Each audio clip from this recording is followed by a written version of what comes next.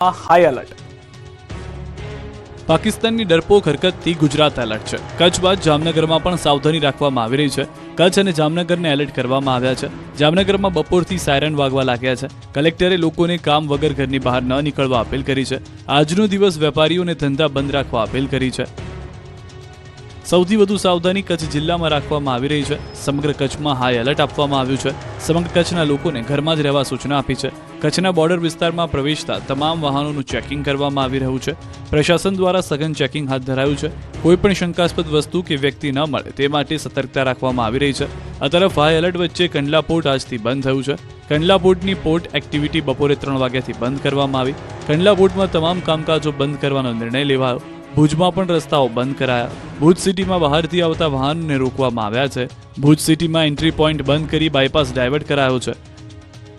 યુદ્ધની સ્થિતિને લઈ રાજ્ય સરકાર એક્શનમાં આવી ગઈ છે. સરહદીય વિસ્તારમાં રાજ્ય સરકાર દ્વારા નવી એમ્બ્યુલન્સ આપવામાં આવી છે. એટલું જ નહીં, સરહદના ગામડાઓમાં આરોગ્ય કર્મીઓને પણ મૂકવામાં આવ્યા, જે પ્રાથમિક આરોગ્ય કેન્દ્રો પર 24 કલાક હાજર રહેશે. રાજ્ય સરકારે બનાસકાંઠાને 10 એમ્બ્યુલન્સ અને 37 નવા ડોક્ટર ફાળવ્યા છે. સરહદીય ગામમાં નવી એમ્બ્યુલન્સ આવતા સરપંચ સહિત ગ્રામજનોએ વધાવી હતી. આ તરફ સોમનાથ મંદિરની સુરક્ષામાં વધારો કરાયો છે.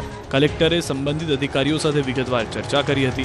આ મુલાકાત દરમિયાન સુરક્ષાના વિવિધ પાસાઓને લેવાયેલા પગલાં અંગે જાણકારી મેળવી હતી. મંદિરની સુરક્ષાની સાથે સાથે સમગ્ર દરિયાઈ પટ્ટીની સુરક્ષામાં પણ વધારો કરી દેવામાં આવ્યો છે. શ્રદ્ધાળુઓને પોલીસ દ્વારા ચકાસીને દર્શન માટે જવા દેવામાં આવ્યા છે. આ બાદ ગાંધીધામ ચેમ્બર ઓફ કોમર્સે સ્વેચ્છાએ વેપાર ધંધા બંધ કરવાનો નિર્ણય કર્યો. રાત્રે 8 વાગે સ્વેચ્છાએ બ્લેકઆઉટમાં સહકાર આપવાનો નિર્ણય લીધો. તંત્રને ટ્રાન્સપોર્ટ માટે ટ્રક કે ગાડીઓની જરૂર પડે તો પણ આપવા ચેમ્બર ઓફ કોમર્સે તૈયારી દર્શાવી છે. જરૂર પડે આર્મીના જવાનો સુધી ફૂડ પેકેટ પહોંચાડવા માટે પણ ચેમ્બર ઓફ કોમર્સ તૈયાર છે. સિંધુ જળ સંધિ પર રોક યથાવત રહેશે. સિંધુ જળ સંધિ પર રોક છે જે યથાવત રાખવામાં આવી છે. ભારતે ફક્ત સીઝ ફાયર માટે તૈયારી દર્શાવી છે, ન કે સિંધુ જળ સંધિ જે રોકી દેવામાં આવી છે તેને આગળ રાખવામાં. ભારત તરફથી સ્પષ્ટ કરી દેવામાં આવ્યું છે કે સિંધુ જળ સંધિ જે છે તે યથાવત રાખવામાં આવશે. એટલે કે ભારત જે પાણી વહી જતું હતું તેને રોકવા માટે હજી પણ સક્ષમ છે અને તૈયાર છે. સિંધુ ટ્રીટી જે સંધિ રોકી દીધી હતી તે જ રીતે રોકાયેલી જ રહેશે, ન તેમાં કોઈ છૂટછાટ થશે. જે વાતચીત થઈ છે તે ફક્ત સીઝ ફાયરને લઈને થઈ છે. ભારત તરફથી જે ઓપરેશન સિંદૂર ચલાવવામાં આવ્યું, આતંકીઓનો ખાત્મો કરવામાં આવ્યો, ત્યારબાદ પાકિસ્તાન તરફથી જે મિસ એડવેન્ચર થતું હતું તેને લઈને છે.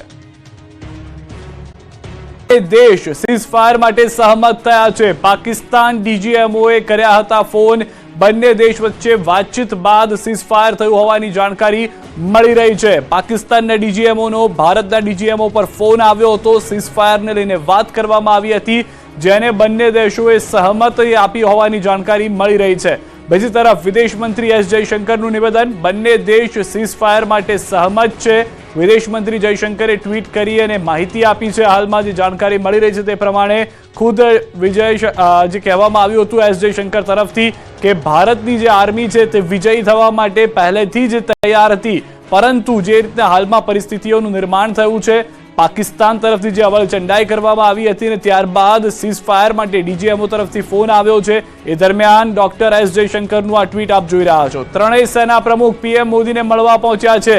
સીડીએસ અનિલ ચૌહાણ પણ પીએમ મોદીને મળવા પહોંચ્યા છે.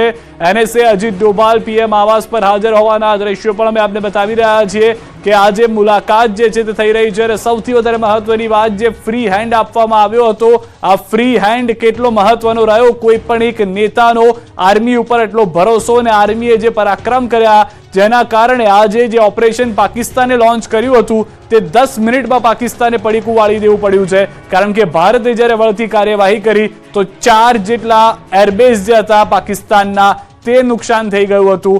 ફરી એક વખત બીએસએફની જે કાર્યવાહી હતી તેમાં આતંકી અડ્ડાને નિશાન બનાવવામાં આવ્યું, ત્યાં મિસાઇલ પાડવામાં આવી, જેમ પણ નુકસાન કરી ગયું પાકિસ્તાનને.